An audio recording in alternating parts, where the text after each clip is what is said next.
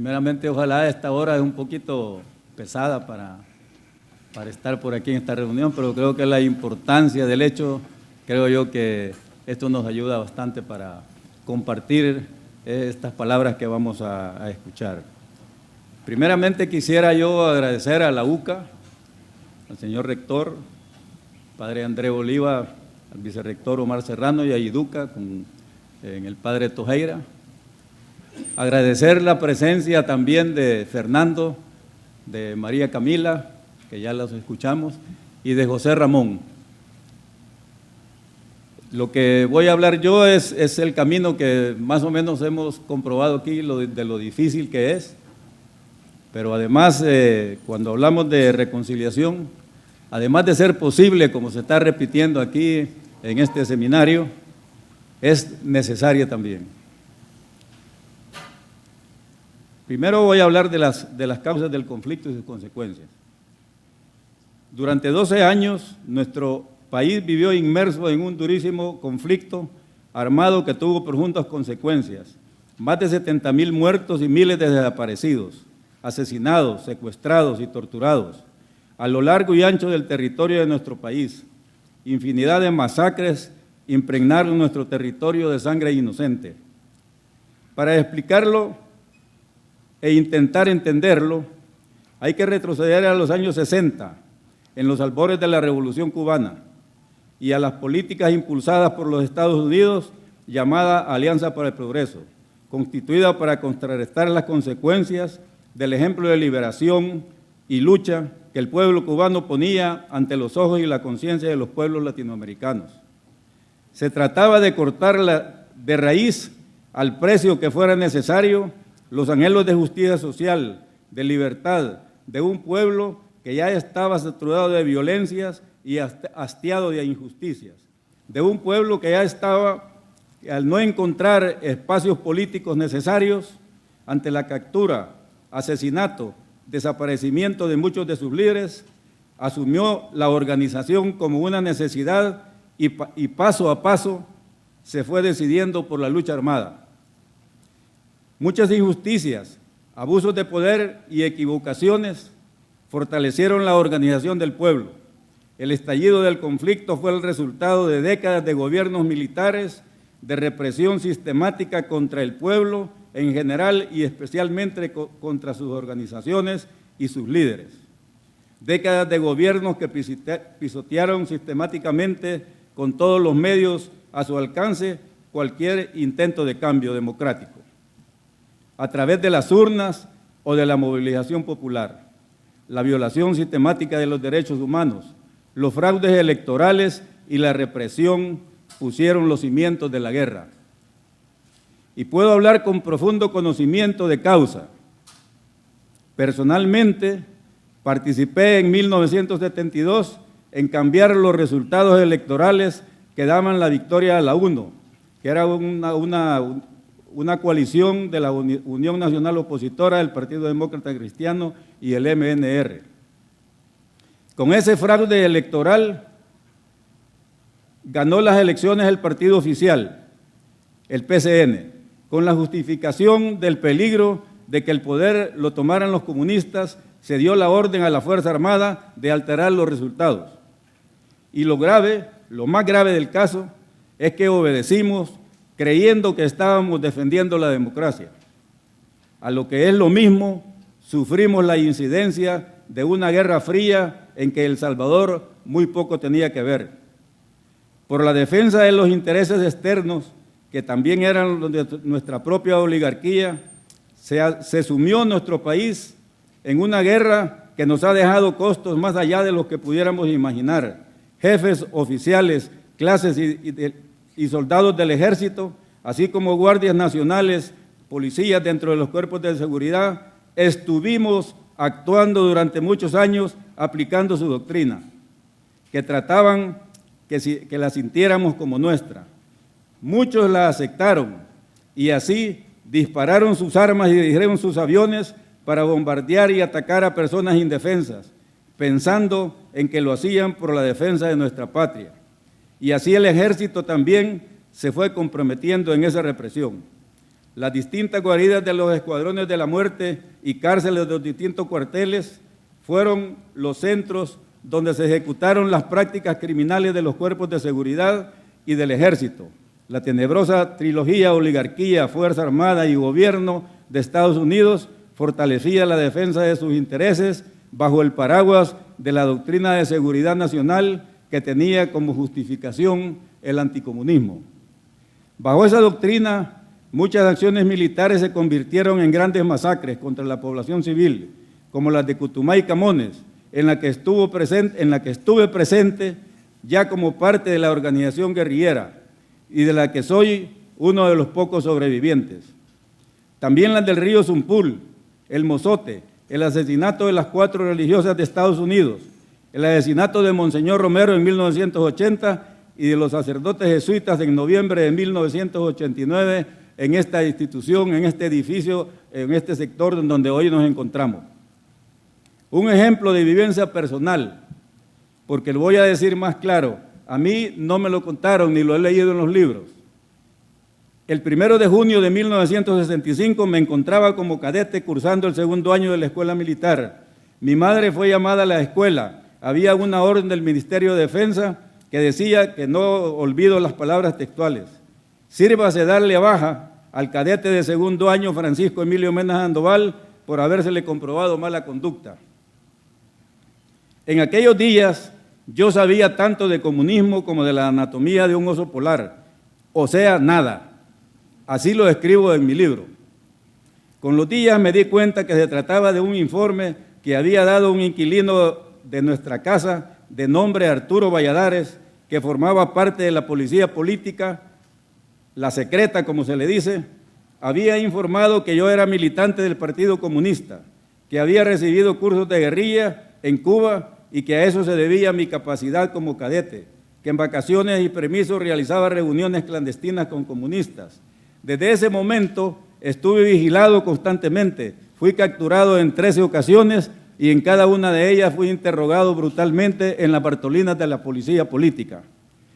La última vez que me capturaron lo hicieron también con otros amigos, entre ellos Tito Carías, un famoso locutor de radio.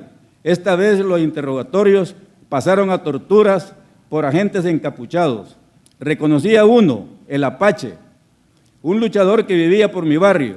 Me torturaron, me pusieron la capucha, me dieron choques eléctricos y me colgaron del techo aprisionándome los brazos con esposas.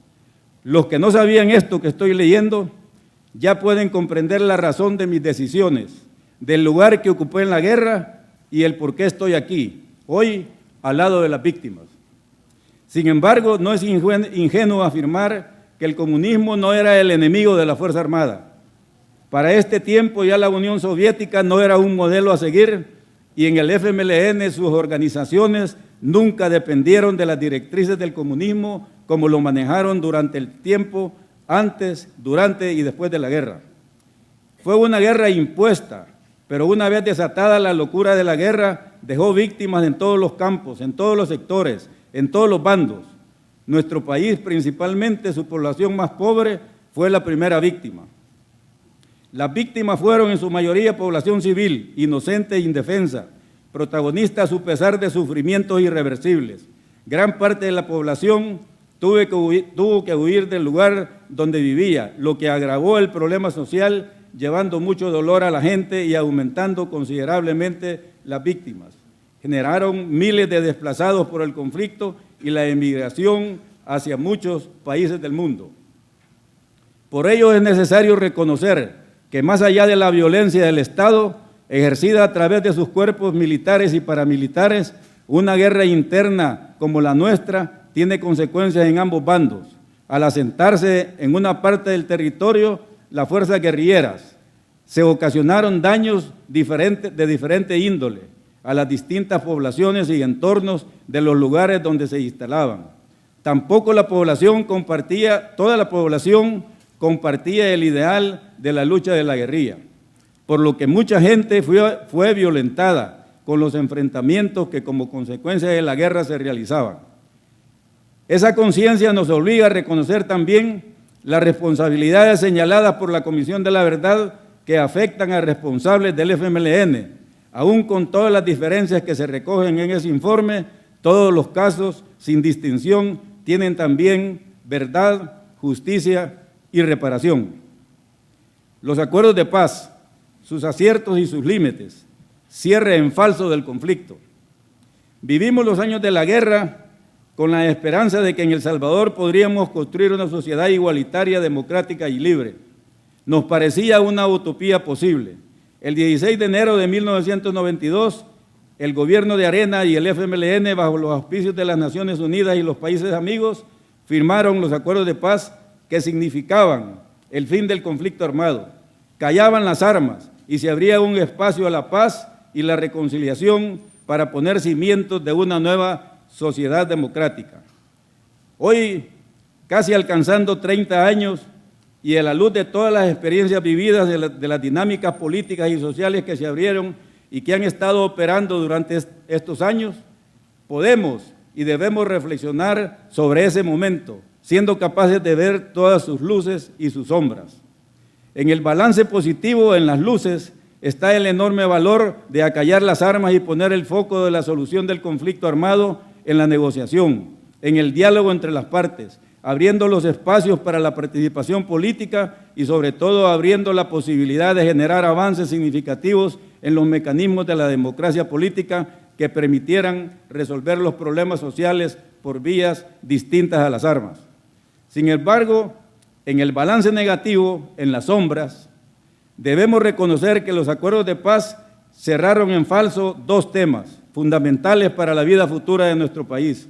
En primer lugar, no se abordaron las necesarias reformas estructurales para dar respuesta a la principal causa de la guerra, la injusticia social, tema que se dejó pendiente en las negociaciones y luego se olvidó.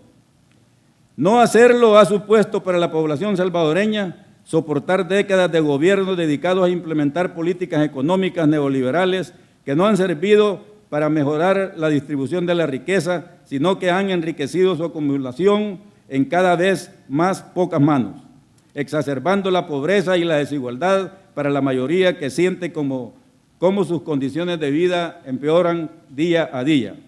En segundo lugar, la reconciliación, motivo central de este seminario. No en segundo lugar por menos importante, al contrario, no es tan así que ya se oye hablar de la necesidad de unos segundos acuerdos de paz.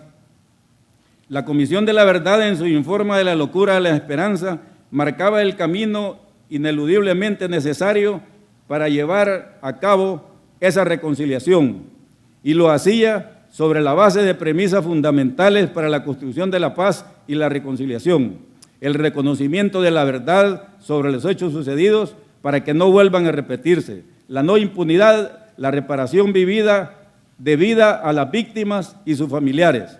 Se buscaba, en palabras de la propia Comisión de la Verdad, conocer la verdad, fortalecer y templar las voluntades para encontrarles, ponerle fin a la impunidad y al encubrimiento, dirimir las discrepancias políticas y sociales mediante el acuerdo y no mediante acciones violentas, porque continúe el informe. Hechos de esta naturaleza, independientemente del sector al que pertenecieron sus actores, deben ser objeto de la actuación ejemplarizante de los tribunales de justicia, para que esa verdad no sea instrumento dócil de la impunidad, sino de la justicia. Sin embargo, ninguna de las recomendaciones escritas en ese informe fueron escuchadas. Los crímenes y las masacres quedaron impunes y las víctimas fueron apartadas y olvidadas. El primer tropiezo fue la declaración de la Ley de Amnistía, impulsada y aprobada por la Asamblea Legislativa del año 1993, justo 5 días después de que fuese presentado el informe de la Comisión de la Verdad. Una ley que supuso una grave violación de los acuerdos de Chapultepec, al sentenciar que con el perdón y el olvido ya estaba garantizada la paz. Hoy todavía muchos lo pregonan y la nueva ley lo persigue, no solo por ideología, sino que por conveniencia. Una conveniencia política que busca mantener el status quo, que persigue continuar dominando los mecanismos de poder que apuntalan al sistema económico y su dominación y que en consecuencia camina en sentido contrario a una verdadera reconciliación y a la paz. Porque el camino de la paz y la reconciliación pasa ineludiblemente por la memoria histórica, por la verdad, el reconocimiento y la reparación de las víctimas. La paz no solo se escribe, hay que luchar por ella, construirla y mantenerla. La memoria histórica nos guía y la cultura de paz nos alumbra el camino para alcanzarla. No se puede pensar en la reconciliación sin tener en cuenta el dolor de las víctimas y su perdón no puede llegar antes de la verdad. Es así como se hará justicia, acercándonos a la reparación en todas sus formas posibles. A partir de aquí podemos pensar en la paz, porque la verdad, la justicia y la reparación de las víctimas son la antesala imprescindible para que se produzca el perdón.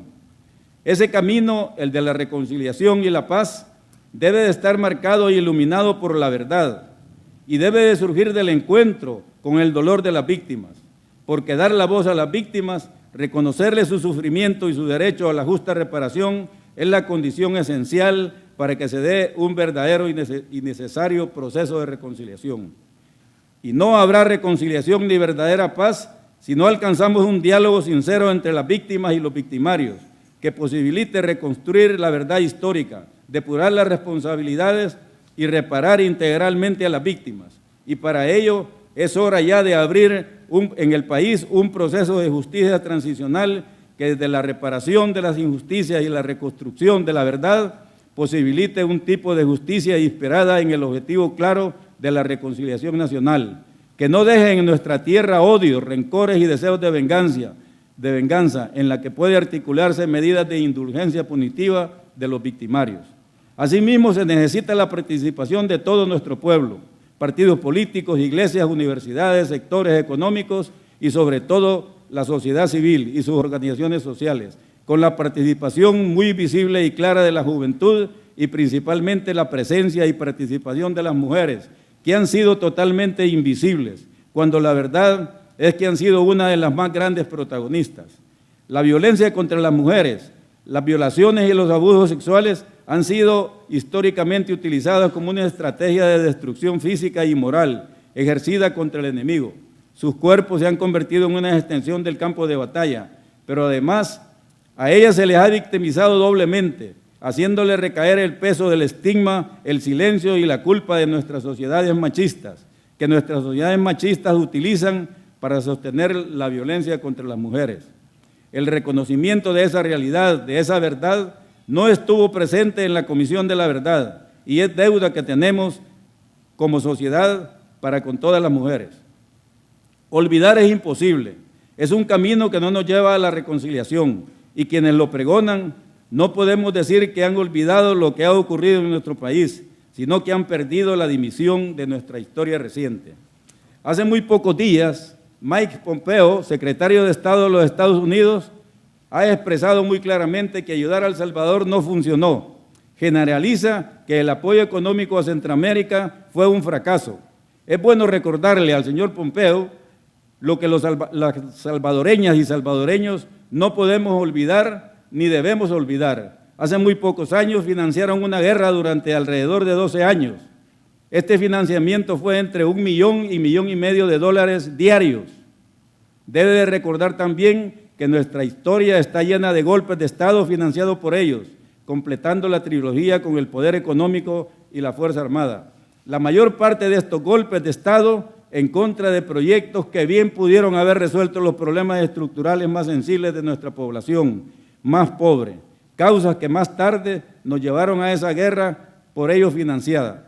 Debemos también recordar escandalosos fraudes electorales que con la justificación unida a la campaña del miedo que los comunistas se querían apropiar de nuestro país.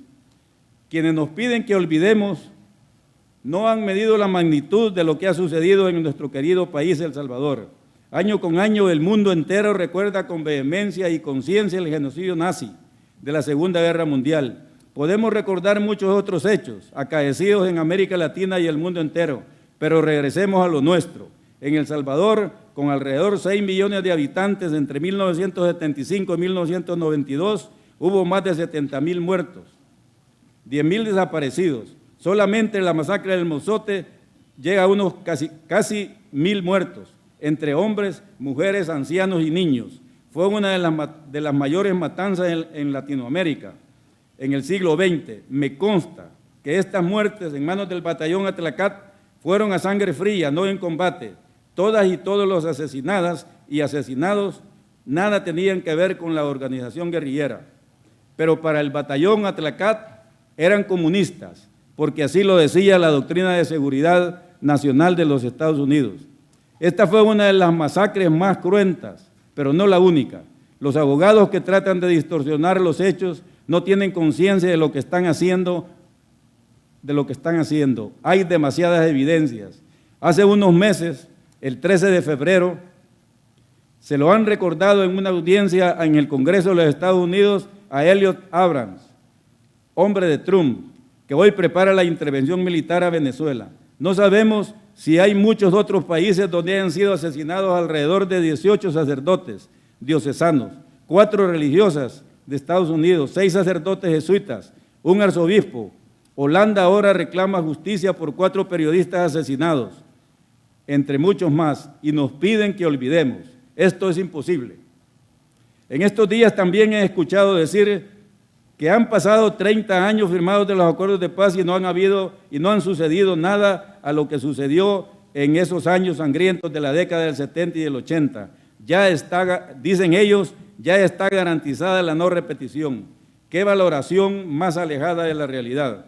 ¿Cómo podemos afirmar en nuestro país esté garantizada la no repetición? Muy al contrario, una sociedad que no es capaz de mirar a su pasado recorre el riesgo de cometer los mismos errores en el futuro y con toda seguridad más de una vez.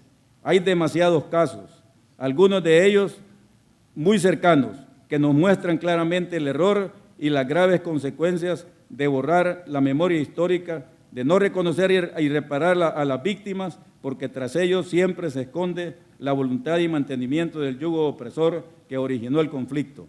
La declaración de inconstitucionalidad de la Sala de lo Constitucional de la Ley de Amnistía de 1993 abrió nuevamente el camino para este proceso en la búsqueda de la reconciliación. Sin embargo, el nuevo proyecto de ley que conocemos contradice el mandato de la Sala, que en julio del 2016 abolió la amnistía y exige a los diputados una nueva estructura legal que garantice el derecho a la verdad, la reparación y la justicia para las víctimas. Se abre el horizonte para la búsqueda de responsabilidades de las distintas personas que integraron ambos bandos de la guerra. No se puede, por medio del poder de unos pocos, se le niegue a nuestro país una verdadera reconciliación.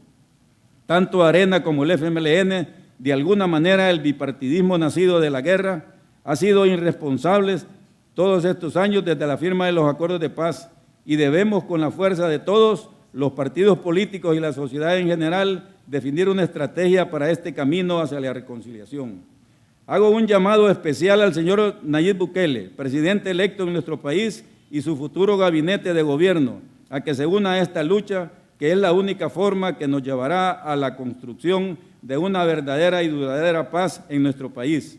Las distintas instituciones o bandos representados en la guerra deberán colaborar y responder conforme a los hechos en que se vieron envueltos, sin restricciones de ninguna naturaleza.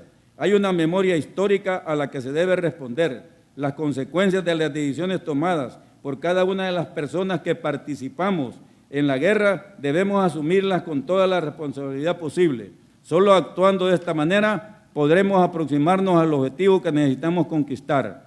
Hoy las armas han dejado de disparar, pero la paz todavía está muy lejos.